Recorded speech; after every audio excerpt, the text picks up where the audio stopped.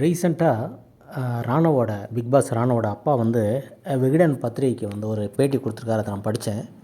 அதில் அவர் என்ன சொல்கிறாருன்னா, விஜய் சேதுபதி வந்து அந்தளவுக்கு ஒரு சமநிலையோடு வந்து அவர் வந்து தொகுத்து வழங்கலை. அப்படி அவர் வந்து சமநிலையோடு எல்லாரையும் கண்டித்து, தப்பு பண்ணுறவங்கள கண்டித்து அவர் வந்து நிகழ்ச்சியை தொகுத்து வழங்கியிருந்தால் ஜெஃப்ரி வந்து அந்தளவு முரட்டத்தனமாக நடந்துகிட்ருக்க மாட்டார். என் பையனுக்கு அடிபட்டிருக்காது அப்படின்னு அவர் சொல்லியிருக்காரு.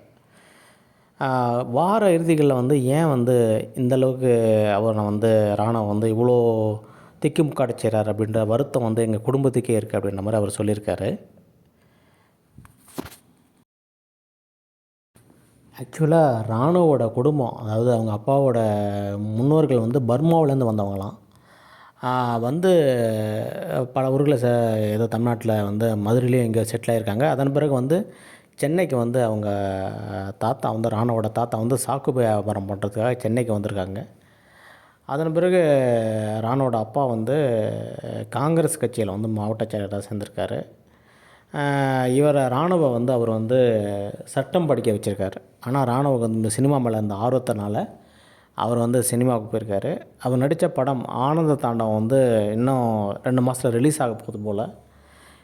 படம் தான் ரிலீஸ் ஆகுது, அப்புறம் எதுக்கு வந்து பிக் பாஸுக்கு போகிறீங்கன்ட்டு நிறைய பேர் கேட்டாங்களாம். பட் அவங்க அப்பா வந்து ராணுவோட விருப்பத்துக்கு விட்டுட்டாராம். இதே போல் வந்து ராணுவ வந்து சில ஆண்டுகளுக்கு முன்னாடி அங்கே இருக்கிற இந்த ஃபிலிம் சிட்டிக்கு முன்னாடி இருக்கிற தீம் பார்க்கில் வந்து இந்த ராட்டினத்தில் ஏறி உட்காந்தம்போது அந்த ராட்டினமும் சாஞ்சு இதேமாதிரி அடிபட்டிருக்கு. பட் ஓரளவுக்கு மயிரில் உயிர் தப்பிச்சாராம். அதன் பிறகு அதுக்கு வந்து அவர் கம்ப்ளைண்ட் கொடுத்து போலீஸில் கம்ப்ளைண்ட் கொடுத்துருக்காரு. கொடுத்துட்டு பெருசாக ஒன்றும் நடவடிக்கை இல்லைன்றால அடுத்த சில நாட்களில் வந்து ஒரு வட இந்திய பெண் ஒருத்தர் உயிரிழந்திருக்காங்க. அதன் பிறகு அந்த தீம் பார்க்கே வந்து மூடிட்டாங்க.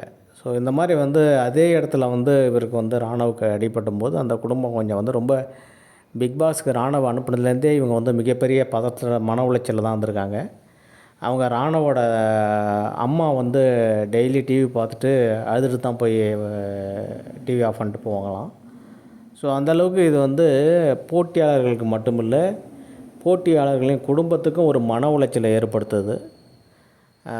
இது என்ன விதமான போட்டி, இது ஏன் வந்து அவங்க வந்து அவ்வளோ ஆர்வமாக பங்கெடுக்க காரணம் என்னன்னா, நம்ம தெரியணும், எப்படியாவது வந்து நம்ம வந்து அந்த வெளிச்சத்துக்கு வரணும், லைம்லைட்டுக்கு வரணுன்றதுனால பல சிரமங்களை தாங்கி வராங்க.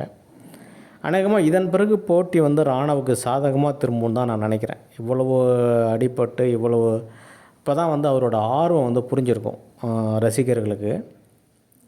ஸோ இதற்கு மேலே வந்து போட்டி வந்து ராணுவுக்கு வந்து சாதகமாக திரும்பும். பட் ஆனால் அவர் அடிப்பட்ட நிலையில் இனிமேல் எந்தளவுக்கு விளையாட முடியுன்றது கேள்விக்குறி.